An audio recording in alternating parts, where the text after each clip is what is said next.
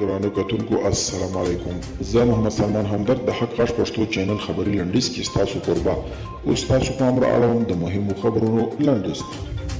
CNN تلویزیون د یو امریکایي پوځي چارواکي له خوا ویلي چې امریکا په پام کې لري په نږدې راتلونکي 650 ځانګړي سرتیري افغانستان ته راورېږي څو د امریکایي سرتیرو د وتلو بهیر وڅاري. کابل کې د ترافیکي پیښو له امله 9 تنه مړه شوي او 8 تنه ټپیان دي. په هېواد کې د ویجاړو سړکونو له کبله پر ډېرو نورو لویو لارو هم ورته پیښې رامنځته کېږي او خلک خپل ژوند له لاسه ورکوي. د ملي امنیت رئیس احمد ضیا سراج وایي کابل ته د پاکستاني پلاوي په ډله کې د پاکستان د استخباراتو د ادارې یا ISI د رئیس سید محمد حمید په یو مهم استازي هم راغلی و. له یاد پلاوي سره د بندیانو پر تبادلې خبرې وشوې او راپورونه وایي سږکال د ننګرهار 2641 نجونو د لوړو زده کړو په موخه د کانکور ازموینې لپاره نوم لیکنه کړې وه.